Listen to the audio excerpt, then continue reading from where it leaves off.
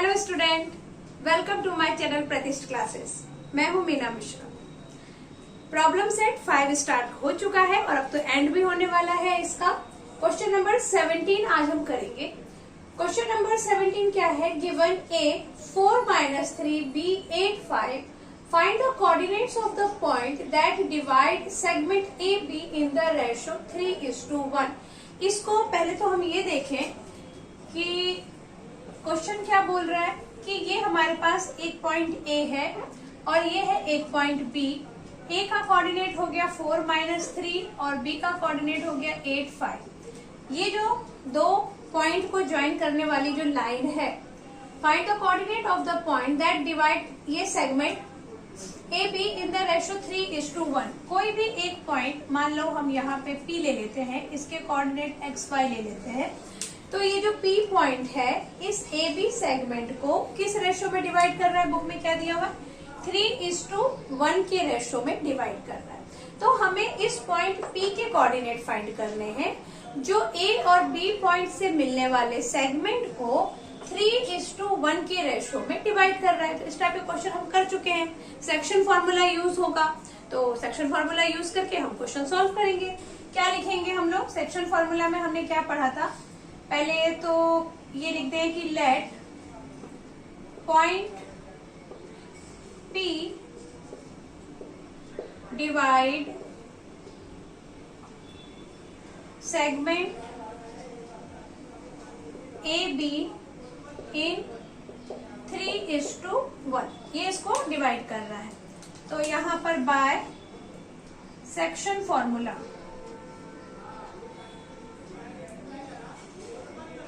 x is equal to क्या होता है सेक्शन फॉर्मूला में? mx2 plus nx1 by m plus n। ये सेक्शन फॉर्मूला का x है। अब यहां पर हम क्या ले लें? Let m is equal to 3, n is equal to 1, x1 y1 इसको ले लो, x2 y2 इसको ले लो। तो x1 is 4, y1 is -3, x2 is 8 and y2 is 5। ये सारा कुछ हमने ले लिया और अब हम इस पे वैल्यू पुट करेंगे। तो x इज इक्वल टू क्या हो जाएगा? m मतलब 3 into x2 8 plus n is 1 into x1 4 by m plus n, यानी 3 प्लस 1 इज 4। अब इसको और सॉल्व करेंगे तो 8 3 ज़ा 24 plus 4 by 4 is equal to 28 by 4। तो 4 1 जा 4, 4 7 जा, x इज इक्वल टू 7। ये एक x का वैल्यू आ गया। अब ऐसे ही हम y का फाइंड करेंगे। y इज इक्वल टू भी क्या होगा? mx2 यहाँ पे y1 y2 होगा, y2 plus ny1 by m plus n। और ऑलरेडी हमने सारा कुछ यहाँ लिखा ही है तो वापस लिखने की जरूरत नहीं है। m क्या है हमारा? 3, y2 is 5, n is 1 and y1 is -3. y1 is -3 by 4 m plus n।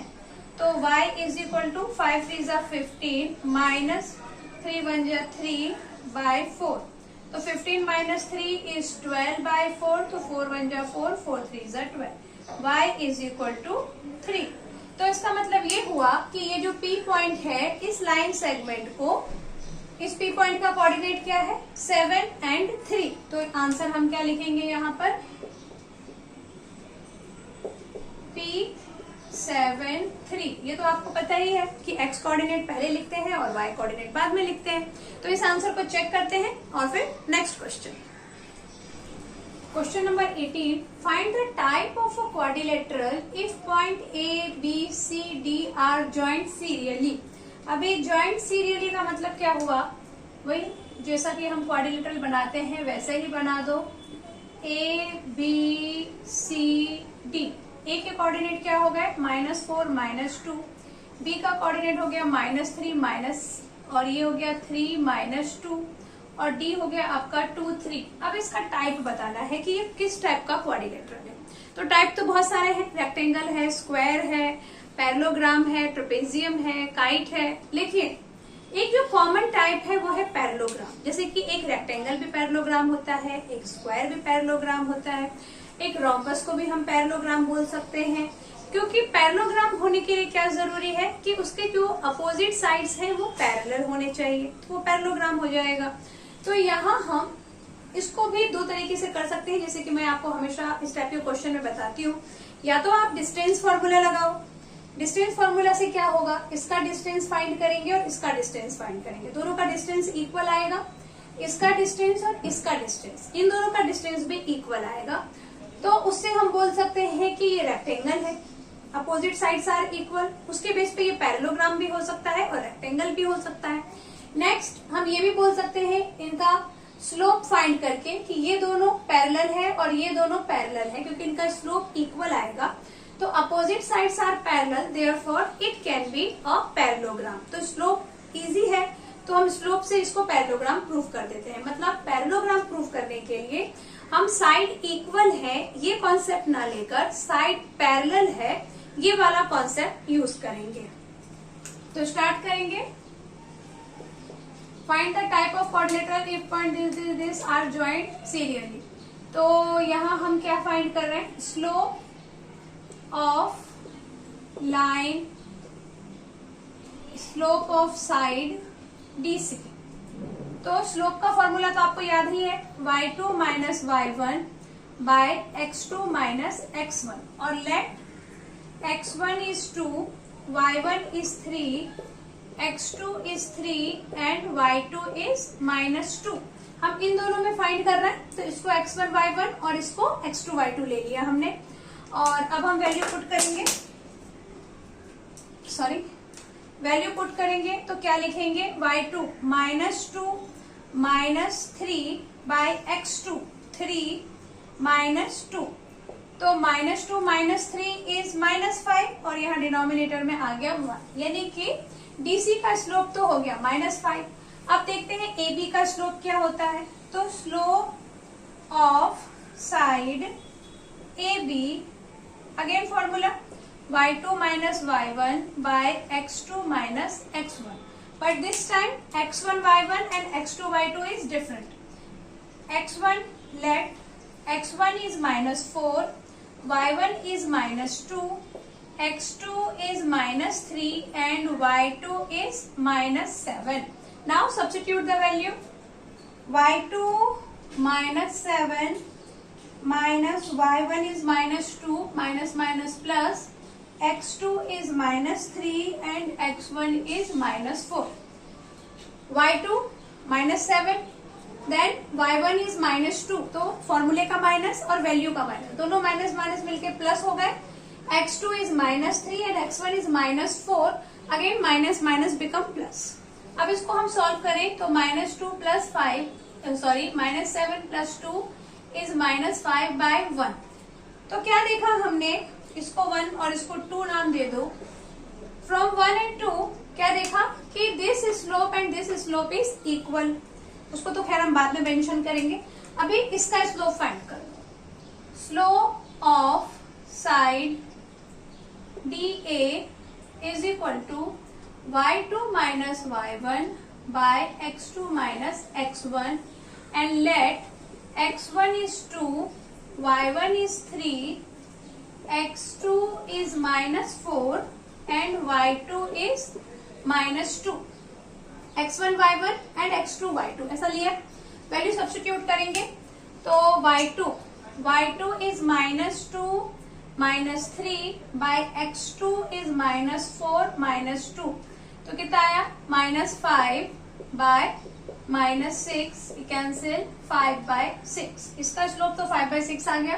अभी इसका स्लोप देखते हैं CD का, इसको भी कुछ नाम दे देंगे। 3 equation, slope of side CB, और इस बार डायरेक्ट रख देती हूँ value, y2 minus y1 x2 minus x1, तो -5 by -6 cancel 5 by 6, this can be 4। अभी इक्वेशन 1 2 को देख के हमें क्या पता चल रहा है, फ्रॉम इक्वेशन इक्वेशन 1 एंड 2 क्या देखा हमने कि slope of side DC is equal to slope of side AB, ऐसा मालूम पड़ा। इसका मतलब ये हुआ therefore DC is parallel AB, क्योंकि हमने पढ़ा हुआ है कि अगर स्लोप सेम होता है तो वो जो दो लाइन है वो क्या होंगी, पैरेलल होंगी। और ऐसे ही हम क्या बोल सकते हैं, फ्रॉम 3 and 4 से हमने क्या देखा कि DA इज पैरेलल CB। ये दो चीजें हमने देख ली कि अपोजिट साइड्स आर पैरेलल, तो यहाँ पे हम नीचे क्या लिख देंगे, therefore ABCD is a parallelogram. ABCD क्या हो जाएगा, पैरेललोग्राम हो जाएगा, क्वाड्रिलेटरल ABCD। क्यों, क्योंकि अपोजिट साइड्स पैरेलल हैं और ये हमने अभी प्रूफ किया। तो समझ में आ गया आपको। Question number 19. The line segment AB is divided into 5 congruent part PQRS.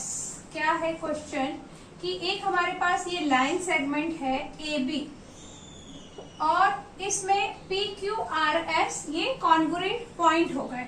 तो ये PQR और ये S इस तरह के कॉन्ग्रुएंट पॉइंट है। और ये कॉन्ग्रुएंट पॉइंट कैसे अरेंज है वो भी हमें दिया हुआ है, PQRSB। इस तरह से हमें इसको अरेंज करना है। इफ पॉइंट Q का कोऑर्डिनेट है आपके पास 12, 14 और S का कोऑर्डिनेट भी है हमारे पास 4 and 18, तो हमें ये जो बाकी बचे हुए हैं इनके कोऑर्डिनेट फाइंड करना है। काफी आसान है, इससे पहले भी हमने इस टाइप के क्वेश्चन किए हैं, बट उस पे A और B के कोऑर्डिनेट जरूर दिए होते थे और जो बीच के पार्ट होते थे उसके कोऑर्डिनेट हमें फाइंड करने हैं। यहाँ पे ऐसा नहीं है, बट मेथड सेम है। यहाँ पर हम सेक्शन फॉर्मूला भी लगा सकते हैं क्योंकि इक्वल पार्ट में डिवाइड कर रहा है, तो सारे पार्ट इक्वल है। अब जैसे कि सेक्शन फॉर्मूला कैसे लगेगा, मान लो Q और B है, Q B में सेक्शन फॉर्मूला कैसे लग सकता है, मान लो मुझे R ये S, Q R और S है, यहाँ पे सेक्शन फॉर्मूला इसलिए लग सकता है क्योंकि हम अगर ये वाला पॉइंट फाइंड करेंगे या ये वाला पॉइंट फाइंड करेंगे R, तो R AB को किस रेशियो में डिवाइड कर रहा है, 1 2 3 और यहाँ 1 2 3:2 के रेशियो में डिवाइड कर रहा है। मतलब कहीं कहीं हम सेक्शन फॉर्मूला भी लगा सकते हैं, बट बेस्ट ये होगा कि हम मिड पॉइंट फॉर्मूला लगाएं, वो इजी भी है और यहाँ पे आसानी से लग भी जाएगा। मिड पॉइंट फॉर्मूला लगाने का कैसे समझ में आया, क्योंकि देखो हमें Q और S दिया हुआ है और R फाइंड करना है, क्योंकि अभी ये जो दो चीजें हमें दी हुई हैं तो हमारे लिए कन्वीनियंट क्या है फाइंड करना, R। इसके अलावा तो और कुछ फाइंड करना थोड़ा मुश्किल हो जाएगा, तो इसलिए हम क्या करेंगे, R फाइंड कर लेंगे। अब R मिड पॉइंट है किसका, QS का। मिड पॉइंट क्यों है, क्योंकि यहाँ पे दिया हुआ है कि ये जो सारे हैं इन सबके बीच का जो डिस्टेंस है वो इक्वल है।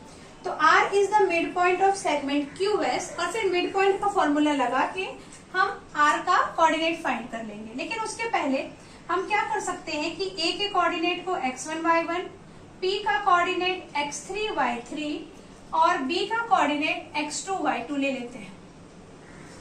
यहाँ लिख देते हैं let A x1 y1, B x2 y2 and P is x3 y3। ऐसा क्यों लिया हमने, ऐसा इसलिए लिया क्योंकि ये सारे कोऑर्डिनेट हमें फाइंड करने हैं और अभी आपको समझ में आएगा कि ऐसा लेना हमारे लिए बहुत इजी हो जाएगा क्वेश्चन को सॉल्व करना, अगर हमने इस तरह के कोऑर्डिनेट पहले से एज्यूम कर लिए। अभी मैंने R को क्यों नहीं एज्यूम किया, क्योंकि R मिड पॉइंट है, तो R को हम आसानी से फाइंड कर लेंगे, x coordinate of R, y coordinate of R, ऐसा हम R का लिख के फाइंड कर सकते हैं। तो x2 y2 हो गया। अभी R, तो यहाँ पे नहीं तो अगर आप ऐसा इच्छा हो रही है तो इसको भी ले लो x4 y4, कोई प्रॉब्लम नहीं है। R क्या हो गया, x4 y4, तो ताकि ज्यादा लंबा हमें लिखना ना पड़े कि x कोऑर्डिनेट और y कोऑर्डिनेट, ऐसा ना लिखना पड़े। अब हम क्या लिखेंगे, R is midpoint of segment QS। Therefore, by midpoint bye midpoint formula. तो मिड पॉइंट फॉर्मूला लगा दें हम यहाँ पर, और मिड पॉइंट फॉर्मूला क्या है, x4 इज इक्वल टू, इसके कोऑर्डिनेट फाइंड करने हैं, तो x4 इज इक्वल टू क्या हो जाएगा, 12 plus 4 by 2, 12 plus 4 by 2 that means 16 by 2, तो 2 8 जा 16, तो ये आ गया 8। x4 तो 8 मिल गया, और y4 क्या मिल जाएगा, 14 प्लस 18, 14 प्लस 18 बाय 2, 8 4 12, 1 2 3 बाय 2 16। तो r के कोऑर्डिनेट क्या मिल गए हमको, 8 एंड 16 मिल गया। तो यहां हम लिख देते हैं r is 8 and 16, therefore. Next, अभी r मिल गया है हमें 8 और 16, मैं यहां लिख देती हूँ। आपको एग्जाम में यहाँ नहीं लिख रहा है, मैं तो बस इसलिए लिख रही हूँ ताकि जब मैं आपको ये डायग्राम में से समझाऊं तो आपको समझ में आए। अब यहाँ देखो, s है हमारे पास, b नहीं है, r हमने फाइंड कर लिया, s है और b नहीं है, तो यहाँ पर भी हम मिड पॉइंट लगा सकते हैं। s क्या हो सकता है, rb का मिड पॉइंट। यहाँ पहले लिख देती हूँ, s is midpoint of rb। अभी rb का मिड पॉइंट है, तो इसका मतलब क्या, मिड पॉइंट का तो कोऑर्डिनेट दिया हुआ है और r भी मिल गया है, b हमको फाइंड करना है। तो यहाँ जब हम मिड पॉइंट लगाएंगे तो क्या होगा, therefore 4 is equal to 8 plus x2 by 2 होगा। ये ऐसा फॉर्मूला, क्योंकि क्या होता है, x1 plus x2 by 2 is equal to midpoint का x कोऑर्डिनेट।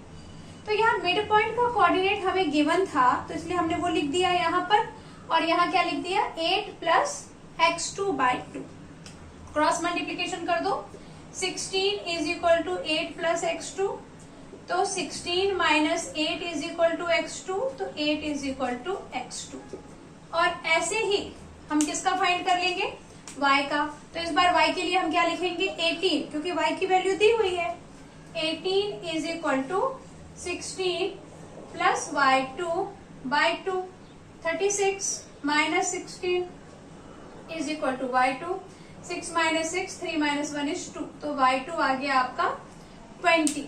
ये किसका कोऑर्डिनेट आ गया, x2 y2 का। क्या मिल गया हमें, ये मिल गया हमें 8 एंड 20, ये क्या था, b।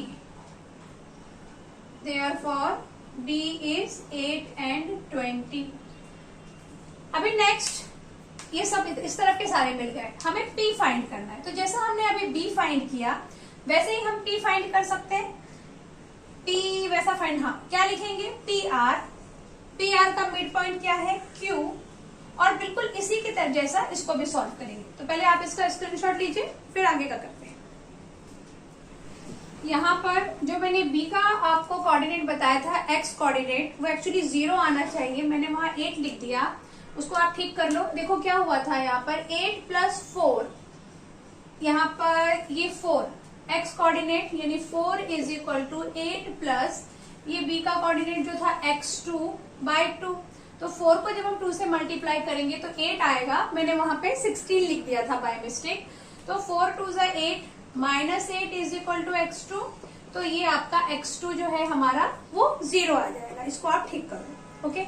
ये तो 20 राइट है। अभी हमें b के कोऑर्डिनेट भी मिल गए और सारे कोऑर्डिनेट मिल गए, p और a फाइंड करना बाकी है, वो हम फाइंड करेंगे। देखो p को भी कैसे फाइंड करें, हम क्या लिखते हैं कि pr जो सेगमेंट है उसमें q मिड पॉइंट है, और क्या लिखेंगे हम, q is midpoint of segment, q is midpoint of segment pr। Therefore 12 is equal to, by midpoint है यहाँ पे लिख दो, by midpoint formula, by midpoint formula. Midpoint formula से क्या होगा, ये 12 is equal to x3 plus 8 by 4, यही होगा, क्योंकि ये तो मिड पॉइंट है। तो इसके जो भी कोऑर्डिनेट होंगे वो यहाँ साइड में आएंगे, x कोऑर्डिनेट होगा तो भी साइड में आएगा, y कोऑर्डिनेट होगा तो भी यहाँ साइड में आएगा, क्योंकि यहाँ पे जो मिड पॉइंट होता है उसके कोऑर्डिनेट हम लिखते हैं और यहाँ पर जो साइड होते हैं उसके कोऑर्डिनेट लिखते हैं। तो ये मिड पॉइंट है तो 12 इधर और x3 प्लस 8 बाय 4, 12 4 जा 4 2 जा 8, 4 1 जा 4 इज इक्वल टू x3, तो ये आ जाएगा 40 is equal to x3।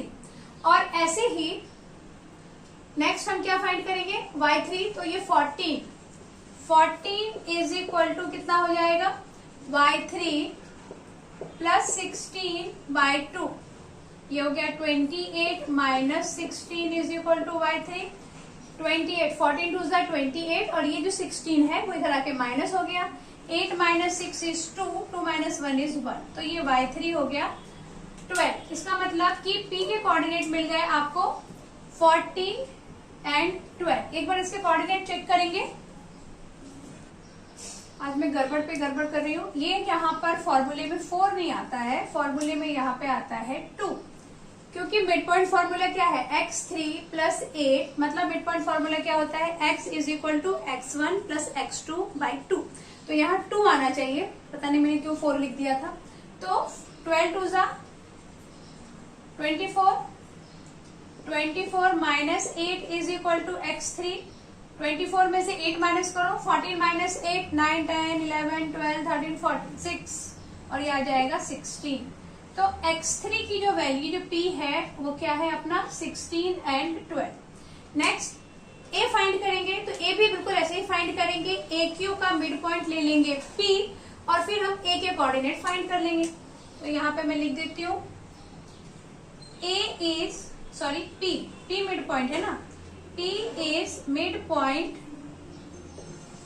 of AQ, therefore 16 is equal to, ये मिड पॉइंट है तो 16 is equal to क्या हो जाएगा, x1 प्लस 12 बाय 2, 16 2 जा 32 minus 12 is equal to x1, 2 minus 2 is 0, 3 minus 1 is 2, तो ये आ गया x1 20 और y के लिए क्या होगा 12 is equal to y1 plus 14 by 2, तो 24 minus 14 is equal to y1, 4 minus 4 is 0, 2 minus 1 is 1 is y1।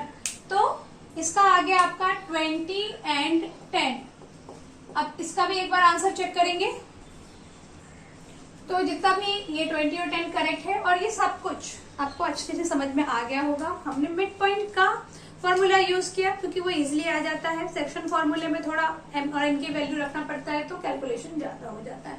तो आप भी ये मिड पॉइंट से ही यूज करिए और मिड पॉइंट से ही बाकी के कोऑर्डिनेट फाइंड करिए। ओके, ये क्वेश्चन समझ में आ गया। अगर कुछ भी आपको डाउट है, ये चैनल मैंने आपको हेल्प करने के लिए ही बनाया है, मेरा इंटेंशन चैनल का यही है कि मैं आपको मैथ्स के जो आपके डाउट्स हैं वो क्लियर करूं। तो वैसे तो मैं वीडियो में पूरी कोशिश करती हूँ कि हर छोटी से छोटी चीज आपको एक्सप्लेन करूं, बट फिर भी अगर कुछ भी आपको डाउट है तो प्लीज कमेंट करिए या मेल करिए या इंस्टाग्राम का आईडी भी दिया हुआ है डिस्क्रिप्शन में, आप वहां पर भी मुझे मैसेज कर सकते हैं, तो मुझे पता चलेगा कि आपकी प्रॉब्लम्स क्या है। Okay, next question. तो आज के इस लेक्चर को यहीं एंड करते हैं। जो क्वेश्चन नंबर 20, 21, 22 और आगे के जो क्वेश्चन है वो हम लोग नेक्स्ट लेक्चर में डिस्कस करेंगे। Thanks for watching.